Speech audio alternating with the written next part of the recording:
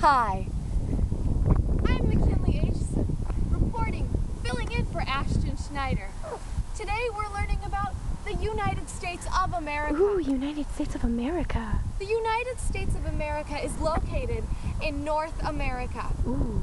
Today we will be focusing on a little green state. It's very grassy, as you see. We like to call this Minnesota.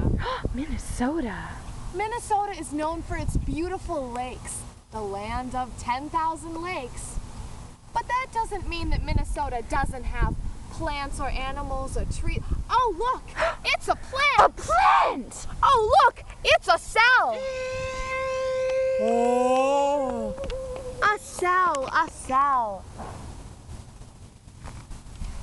It's a cell. Welcome to the cell, boys and girls. Here we are, and I'm standing in our very own playground, which we'll be representing as a cell. Now, if you look carefully, I'm standing on what we like to call the cell wall. I know, it's great, because the playground is really like a big cell. It has working functions and everything. So, the cell wall is just like a cell, because it holds everything in and together. Now, if you come over here, away from our strong barrier, we have what we're going to be representing as the cell membrane. It's a flexible barrier, as you can see, and it's double layered. Oh. And it shows what comes in and out. All right, you crazy kids.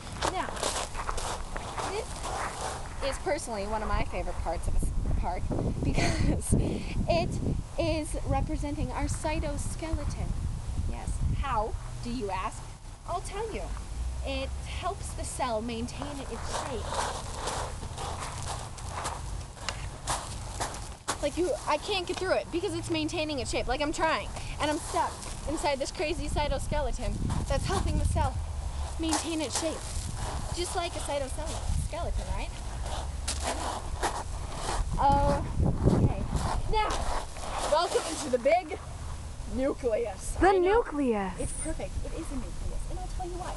Because it is an enclosed, and it has pores, it has everything. You know what? Let me crawl up into our nucleus, and I'll show you what it's like to be inside a nucleus. So, here I am, and it is enclosed, and it is the control center of our entire playground. Everything is centered around this specific thing. Now, if you come in underneath, and I'll show you, it has little pores that let things in and out. Just like my fingers are right now. It's amazing. I really don't know. Okay, come over here away from the nucleus and I'll show you what is our centroles. And it helps organize the cell division.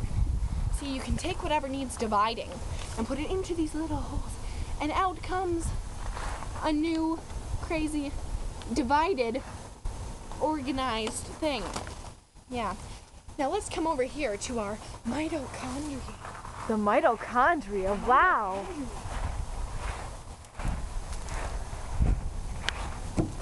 Welcome to our spinny slide, which I also do enjoy quite a bit. Now, it is showing that it takes chemical energy, which I'm going to represent right now because I'm just full of chemicals and energy. Woo! And makes things smaller and more convenient because nobody likes to be fat. So I'll show you. Here I go. Voluptuous in itself. And calm down. More convenient sized. I'm smaller and more convenient after going through the mitochondria, aka blue slide. Now I'll meet you back up here. Get up here. So, don't take this. Okay. You having trouble there? Can you get to the top of our cell? I'm back in the nucleus, and we're gonna come through here. Let's travel through the cell world. And we reach Lysosomes! Now, lysosomes are just like the garbage men of the playground because all the stinky kids go into the tube slide, so the wind doesn't catch a direct and the other kids smell them. So here we go, and I'm gonna show you. I'm so dirty after climbing around in all these rocks all day, trying to figure out this project, and here I go. Ching, ching, ching, ching, ching, ching, ching, ching, ching, ching. Woo! I am cleaner You are very clean. Because, McKinley, cameraman, I'm not trashy. Okay, over here, we have this awesome little swirl thing, and it goes all the way taller than I am. It's way taller than I am, down to the very ground of our girthy earth. And this is representing our ER. Now this entire thing is, but if you look closely, you can see that it's not just a brick of yellow. It is individual parts that make up the machines in this huge factory we call the ER. And it's where lipid components and protein assemble in all these crazy machines and make something. So say we were to take something like, oh, I don't know, a scarf. Where would I get one? I found one. That's crazy. And hook it up to this machine in our mighty factory, and it goes down and down and down, and it's going and it's going.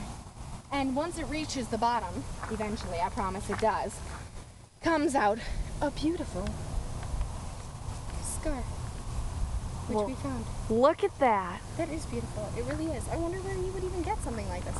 Oh, And it has little patterns on it. Maybe rag stock? Maybe. But I really couldn't tell you because it comes from the ER and our ribosomes. Yeah, it's great. I know. Now, this is beautiful, but I'm going to have to... Woo! And we are going to head over. Come on. Woohoo! Here we go. Let's go.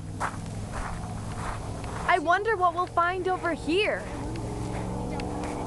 And we have what I like to call the vacuoles. And you're probably wondering, how is that a vacuoles? Well, I'll tell you, and I'm not sure if I'm pronouncing that name right, and people are probably going to be laughing right now. Anyways, funny. And it stores things like salts and water and proteins all around here, as you can see. And like, taste it. Yep, that's salty because it's storing salts. And it's in all these tubes and in here. And woo, here we go. I'm being stored in a vacuoles and we're jumping through. Woo. All right, now as exciting as that is, we're gonna have to head over to our Golgi apparatus, and it's just a few more steps away. And this, the swing, is going to be representing our Golgi apparatus, because when you think about it,